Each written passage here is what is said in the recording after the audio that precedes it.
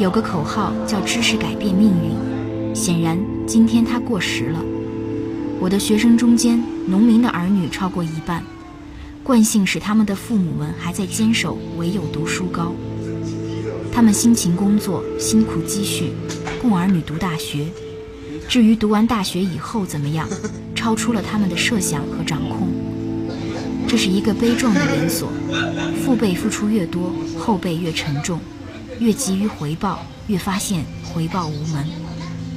如果知识不再能改变命运，他们只好把未来的期待降到最低。很多人收回视线，只看眼前，让电脑游戏和恋爱统领大学4年。早上睡到7、8点，然后准备去上课。如果迟了的话，继续睡，然后就是逃第1节课，因为可能第2节课会点名，然后我就过去一趟。我们学校完全没有学习氛围，就是玩去。我们学校老师曾经说过一句话，你看那个其他学校就各种跳楼啊什么的，咱们学校肯定没有，因为咱们学校从来都不想学习。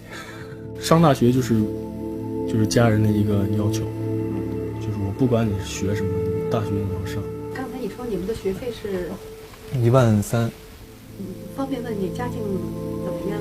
我一般吧。那这13000有没有让你父母觉得有点？反正为我肯定他们都有多少就出多少。数学类的都挂掉了，我大学4年是过得挺混乱的。当然最后我毕业了。尽管我有思想准备，但是90年代以后大学生活的衰败，它的这个斜率往下走的这个斜率，还是远远超过我的这个准备。学生们交纳了不菲的学费，但是没有得到他们应该得到的实惠，这就是质量。尽管1997以后，一方面是扩招，另外一方面就是政府加大了对大学的投入，我们的大学越来越有钱了，但是这是金玉其外。当时的规划是到2010年达到15%的这个高等教育大众化的这个下限，但是我们实际上是到2002年就超过15%了。我们的年增长率不是10%、15%，而是30%、40%。这样子的速度显然是很不理性的。看一个人，就看他的谈吐、风度；看一个国家，就看他的大学。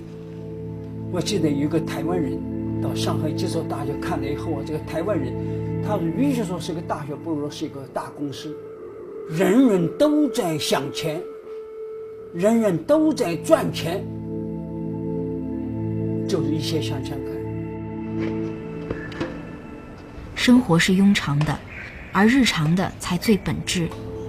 当所有人都在悬空下坠而不自觉的时刻，我得提醒他们，这姿势不正常，不管长久以来你多适应它。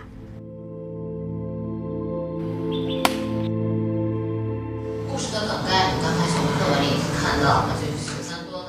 今天的练习是续写许三观卖血记。当许三观知道一乐不是自己的亲生儿子，而这个妻子与别人生的儿子又打架闯祸，伤者3番5次上门催讨，我让学生们给出下面的故事进展。我觉得许三观应该带一乐去卖血，反正不是自己亲儿子。我觉得像他说的，那不如让许三观带他老婆去做鸡，这样来钱比卖血还快多了。